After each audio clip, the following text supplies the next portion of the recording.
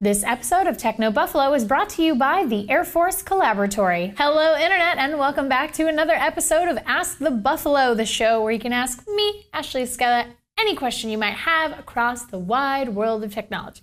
Every Tuesday, we put up a call for questions on technobuffalo.com, and you can leave your question in the post comments. Otherwise, you can send them to me any time of the day or night on Twitter at technobuffalo or at Ashley Esqueda.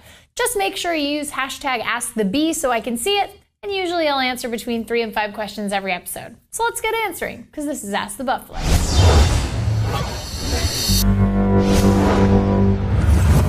Kevin Tat asks, Dear Ashley, Tim Cook said something about Apple being able to make new product categories if it wanted to. What are your predictions for these new products? What do you think they'll be? Thanks.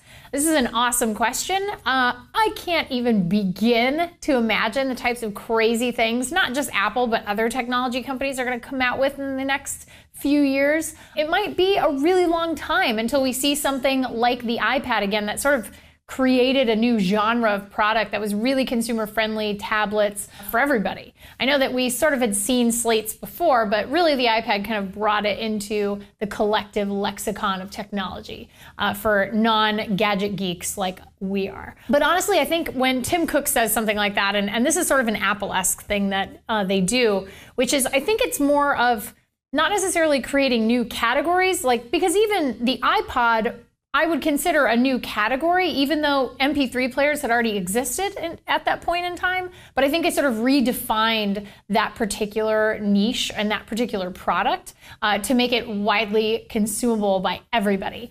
So I think it's sort of the same thing. And I think this is what, Tim Cook means. Maybe he's talking about an Apple TV or, the wristwatch that they're rumored to be making. But at the end of the day, I don't know. I think it's going to be a while before we see any truly brand new products from anybody. But then again, every year at CES, there's new stuff. So who knows? Somebody might just totally blow our minds next year. Paul Villalobos asks, Hey, Ashley, what do you think of the Motorola Aura project? And do you think other companies will adopt this phone blocks method of customization? Thanks. I find this very intriguing. The phone blocks thing and now Aura project with Motorola. I do like the fact that Motorola has already been sort of working on this, and then when they saw phone blocks, they reached out to Dave Hackins and they were like, hey, we want to talk to your community and get some feedback. I'm not sure, we always joke around about how case makers are going to react to this. They're going to lose their minds. They're going to hate anything like phone blocks because they can't make a case that they can sell. And then the other rationale behind my skepticism is that there's so much software optimization that needs to happen in these phones. And I mean, just look at, for example, your Samsung or your HTC or LG device, how long it takes to get the latest version of Android.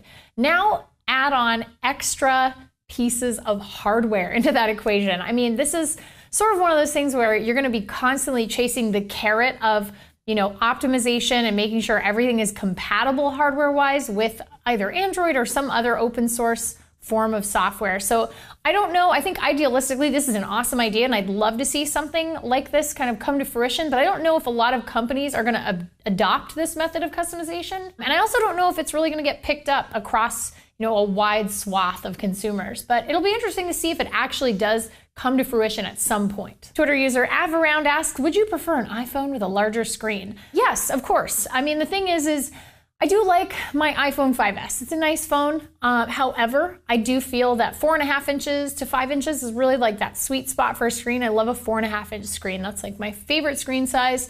Even 4.7, the HTC One is a really great device. I think that screen size is kind of the perfect place of a large, beautiful, easy to see screen, but also small enough to where it's not ridiculous sized. You're not holding it with a second hand against your head. But at the end of the day, I think the iPhone 6, if it does end up being a 4.5 to 5 inch screen, I would be happy to own something like that. At Lansing says, I have a Surface RT tablet and I have been eyeballing the Surface RT 2. Is it worth the upgrade? Well, I can't say for sure, but I have a special guest with me, John Rettinger of technobuffalo.com. Hi, John. Hi.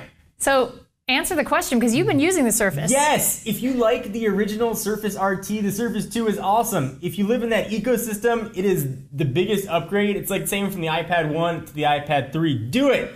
Do it now. Run! Because they might sell out. And that's the story from John Renger. So, and I'm telling you, that is literally the best person to get that answer from because he is the only person in this office using a Surface. Just want to interrupt for one quick second, talk about our sponsors. Visit the Air Force Collaboratory at airforce.com/collaboratory. Work with real airmen to solve some of the Air Force's toughest science and technology challenges. Your idea could change everything. That's it for this week's Ask the Buffalo. Thank you so much for watching. Please give the show a thumbs up if you enjoyed it. We really appreciate that. And check us out at technobuffalo.com for all the latest and greatest tech news. Until next week, I'm Ashley Esqueda. See you next time.